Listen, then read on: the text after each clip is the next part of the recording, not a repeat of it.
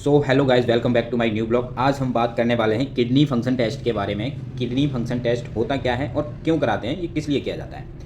Kidney function test को हम KFT के नाम से भी जानते हैं और इसको आरएफटी के नाम से भी बोला जाता है, जिसका नाम फुल फॉर्म होती है रीनल फंक्शन टेस्ट।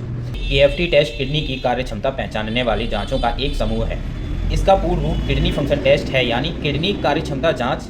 इसके अलावा इसे आरएफटी भी कहा जाता है, जिसका पूर्ण रूप रीनल फंक्शन टेस्ट है। केएफटी टेस्ट क्या है और इसके किस किस जांच को शामिल किया जाता है, यह अलग अलग प्रयोगशालाओं पर निर्भर करता है। आमतौर पर लगभग सभी प्रयोगशालाएं केएफटी आरएफटी में रक्त यूरिया, ब्लड यूरिया, रक्त urea nitrogen test, serum creatinine test और ईजीएफआर शामिल करती हैं।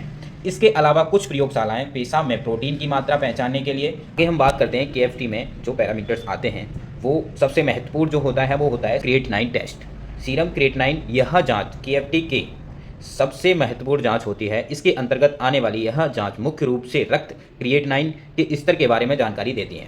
स्वास्थ्य कार्यक्षमता वाली किडनी क्रिएटिनिन को रक्त को से छानकर पेशाब के माध्यम से शरीर से बाहर निकाल देती है।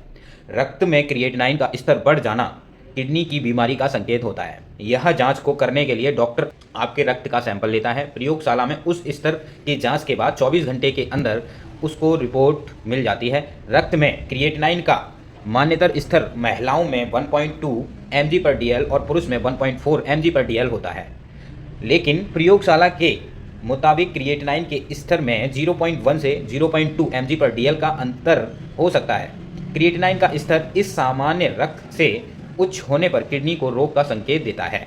क्रिएटिनिन के बाद आता है BUN। BUN को हम ब्लड यूरिया नाइट्रोजन के नाम से भी जानते हैं। रक्त यूरिया नाइट्रोजन BUN टेस्ट रक्त में बेकार पदार्थों की जांच के लिए किया जाता है। BUN टेस्ट में नाइट्रोजन की मात्रा को मापता है। यूरिया नाइट्रोजन प्रोटीन से टूटकर अलग अलग एक पदार्थ होता है। रक्त यूरिया में नाइट्रोजन का बढ़ा हुआ स्तर किडनी की समस्या की ओर इशारा करता है।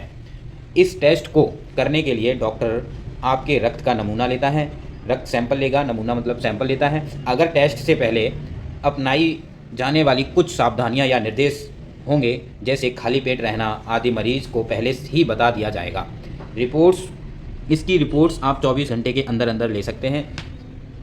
रक्त में यूरिया नाइट्रोजन का मान्यतर स्तर 7 से 20 mg/dl होता है। यूरिया नाइट्रोजन का इस सामान्य स्तर से ऊपर जाना किडनी सहित अन्य स्वास्थ्य बेकारों का संकेत होता है। भारत में अलग अलग जगह प्रयोगशालाओं के अनुसार रक्त यूरिया नाइट्रोजन BUN टेस्ट की कीमत लगभग 120 से 200 तक हो सकती है। सो नेक्स्ट हमारा आता है EGFR। EGFR क्या होता है? EGFR अर्थात ग्लोमेरुली फिल्ट्रेशन रेट।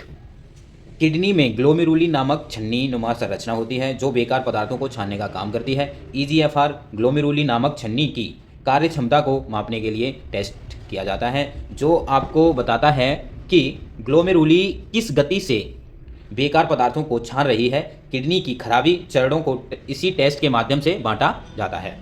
वास्तव में EGFR कोई अलग रक्त परीक्षण नहीं है, बल्कि इसकी गणना एक सूत्र का उपयोग करके की जाती है, इसलिए इसे EGFR यानी अनुमानित GFR।